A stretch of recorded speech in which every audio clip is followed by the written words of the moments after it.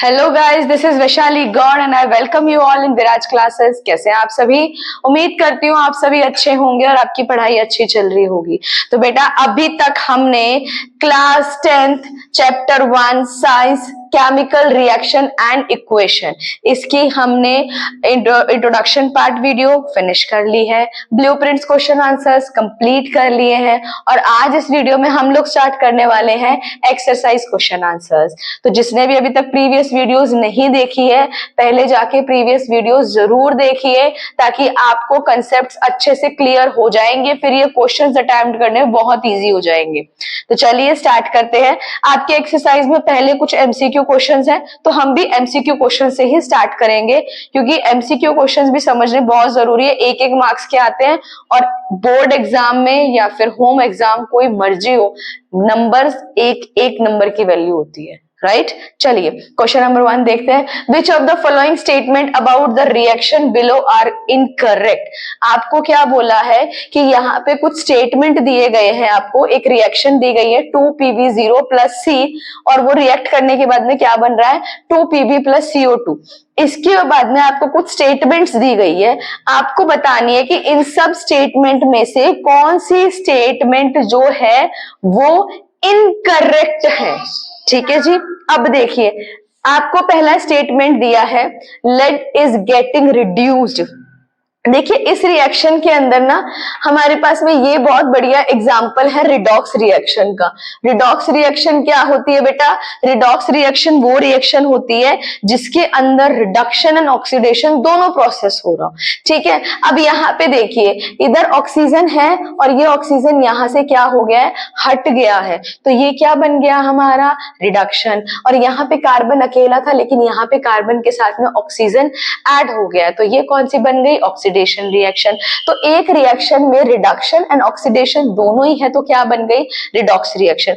अब देखिए यहाँ पे बोला lead is getting reduced.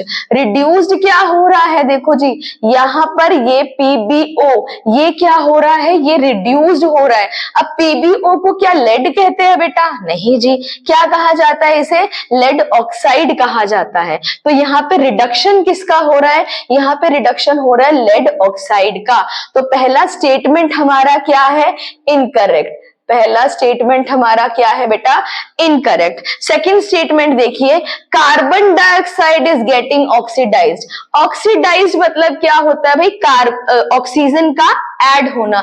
Oxygen add किस में हो रहा है, कार्बन में हो रहा है ना, तो कार्बन डाइऑक्साइड ऑक्सीडाइज्ड हो रहा है या कार्बन ऑक्सीडाइज्ड हो रहा है, कार्बन ऑक्सीडाइज्ड हो रहा है। तो सेकंड स्टेटमेंट भी हमारा क्या हो गया बच्चों, यहाँ पे इनकरेक्ट। ऐसी छोटी छोटी गलतियां मत करना बेटा। कई बार आपको ऐसा लगे कि भाई पीबी है, यहाँ से उस आपके रिएक्टेंट के अंदर क्या था, पीबी के साथ में ओ था, यहाँ पे ऑक्सीजन हट गया तो भैया लेड ऑक्सीडाइज्ड हुआ, ऐसा नहीं हुआ है।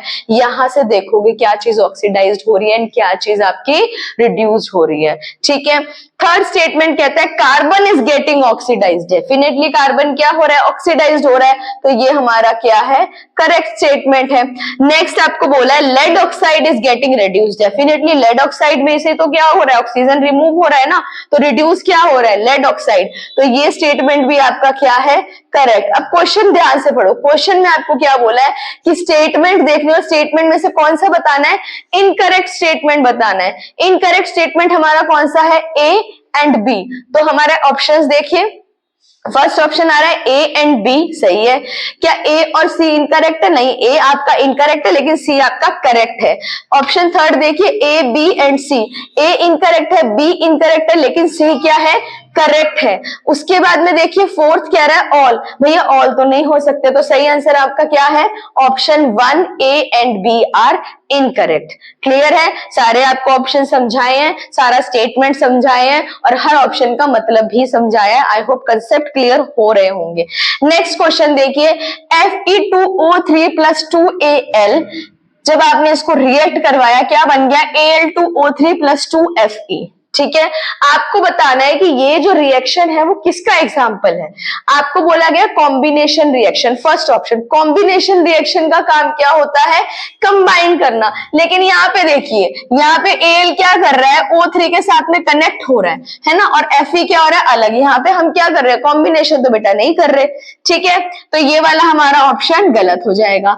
नेक्स्ट बोला गया है double displacement reaction. Double displacement में क्या होता है, दोनों आयंस क्या करते हैं, दोनों रिएक्टेंट के आयंस एक्सचेंज होते हैं। लेकिन यहां पर क्या हो रहा है, एक रिएक्टेंट का आयन दूसरे के साथ में कनेक्ट हो रहा है, तो डिस्प्लेस क्या हो रहा है, सिर्फ एक ही हो रहा है, तो डबल डिस्प्लेसमेंट रिएक्शन भी नहीं है। नेक्स्ट बोला गया डीकंपोजिशन रिएक्शन। डीकंपोजिशन रिएक्शन में क्या होता है, रिएक्शन के जो कंपोनेंट्स उसको हम ब्रेक करते हैं, ठीक है, कंप्लीटली ब्रेक करते हैं, ठीक है। कंप्लीटली ब्रेक करके जो हमारे पर्टिकुलर सब्सटेंस है वो हम लेकर आते हैं। जैसे अगर हम H2 है, H2O को अगर हम ब्रेक करते हैं तो H2 हमारा अलग आ जाता है, O हमारा अलग आ जाता है, राइट। बट यहाँ पे तो ऐसा कुछ भी नहीं हो रहा, तो डीकंपोजिशन रिएक्शन भी नहीं होगी। अब बात है डिस्प्लेसमेंट रिएक्शन। मैंने आपको अभी बोला कि एक आयन डिस्प्लेस हो रहा है, और अगर आपने इंट्रोडक्शन पार्ट वीडियो देखी है तो वहां पे हमने पढ़ा है कि तो वहां पे आपने देखा है कि डिस्प्लेसमेंट रिएक्शन में क्या होता है, एक आयन ही क्या करता है, दूसरे कंपोनेंट के आयन के साथ में इंटरचेंज करता है। यानी कि हम लोग ये कहते हैं कि स्ट्रॉन्ग जो आयन होगा वो वीक आयन के साथ में कनेक्ट हो जाता है, ठीक है। तो ये भी एक बहुत अच्छा एग्जांपल है डिस्प्लेसमेंट रिएक्शन का। तो आई होप आपको आज की वीडियो अच्छी लगी होगी। आज देखिए हमने रिडॉक्स रिएक्शन समझ लिया, रिएक्शन का ऑक्सीडेशन, रिडक्शन, ये सारे कंसेप्ट हमने क्लियर कर लिए। प्लस हमें ये पता चल गया कि करेक्ट स्टेटमेंट हमें कैसे लिखना है। सेकेंड क्वेश्चन में हमें टाइप्स ऑफ रिएक्शंस पता चल गए, combination reaction, double displacement, decomposition and displacement reaction. और इनके साथ साथ एक रिएक्शन को एग्जामिन करना भी हमें आ गया, ठीक है। तो आई होप आपको ये वीडियो अच्छी लगी होगी। अगर आपको मेरी वीडियो अच्छी लगी, आपके कुछ कंसेप्ट्स क्लियर हुए हैं, तो प्लीज मेरे चैनल को लाइक करें, सब्सक्राइब करें, और जितना हो सके उतना शेयर करें, ताकि आपकी तरह और भी कोई इसका बेनिफिट ले सके। टिल देन बाय बाय, मिलते हैं नेक्स्ट वीडियो में कुछ नए